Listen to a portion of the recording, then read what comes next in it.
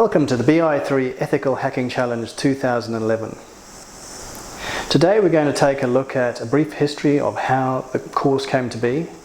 We're then going to take a look at the various specifications that make up the course, and then we're going to compare it, the technology, to other technologies out there such as MAC and DAC. Firstly, a brief history of how the Ethical Hacking Challenge came to be. The theory of absolute information security, or TACE as it's known, was developed from around 2001 at Unitec, Auckland, New Zealand by Professor Kay Field and her associates. Blue Icon Technologies has recently been formed to help push this technology to academia and help it become an open standard.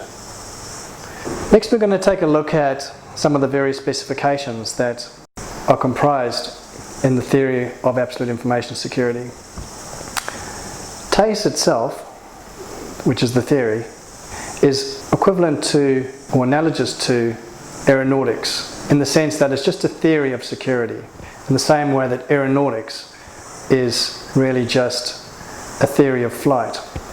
You can't really get from A to B using aeronautics. You actually need an aeroplane. But you can't generate an aeroplane from aeronautics either. What you need is a specification for an aeroplane. So there's actually three stages. There's the theory of flight, then there's the specification for the design of an aeroplane. This could be a cargo vessel or could be a high-speed vessel. And finally you actually have the actual aeroplane that people can fly. And TACE is no different to this in the sense that the theory needs to be constructed into an actual specification. The specification, or just one of the specifications that have come from that, is the BI3. And the BI3 is compliant with TACE, but also tries to do a number of other things that aren't part of this course. It tries to do a lot of economic-based functions for the internet. But BI3 is an abstract design that's based on the theory, and from that software can be encoded that complies with the design. The software is called Blue Brick. Any number of software implementations can be made from the BI3, and any number of designs can be made from TACE itself. But today this is the only implementations that we have, the BI3 and Blue Brick. In the course we're going to take a look at all of these, and we're also going to take a look at some deployments using a virtual framework, and the teams will be able to hack each other's builds and attempt to penetrate test them. Now we're going to take a look at how the theory of absolute information security compares to other systems today.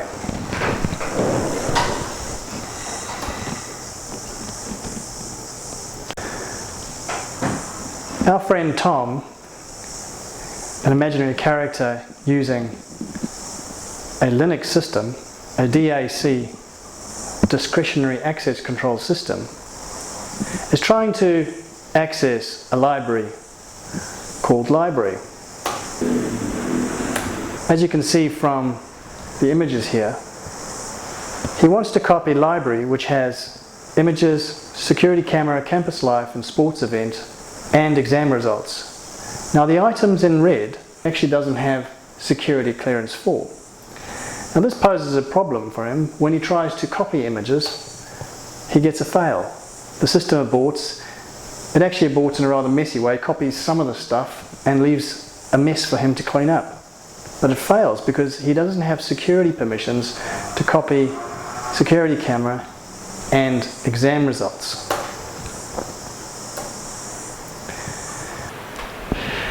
Now Max, our other imaginary friend, is using TACE. And TACE avoids all of these problems.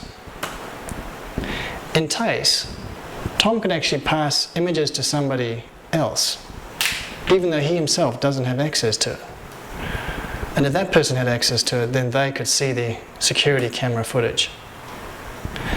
TACE is different because users don't collaborate with shared folders. Instead, TACE users share files directly with each other, so there's no centralized location as in, say, Linux, where files are located. People simply have their own folders and they reference files that they share.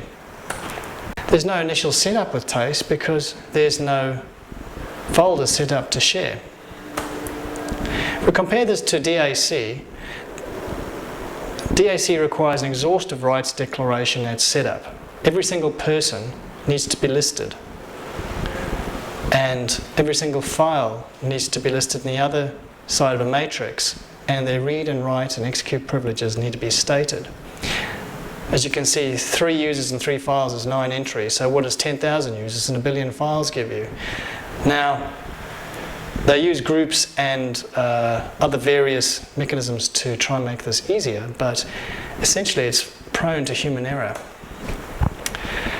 Now, DAC user requirements are constantly in shift as the information landscape changes. There's file changes coming in over the top here, and there's user changes as new people are leaving and exiting the organization, and of course the rights themselves are changing. So the whole system's in flux all the time. Now, any single file that's misconfigured is a point of attack. Now we're going to see what these attacks look like, and here's a DAC security breach in action.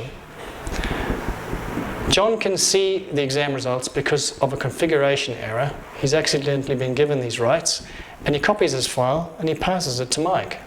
Straightforward.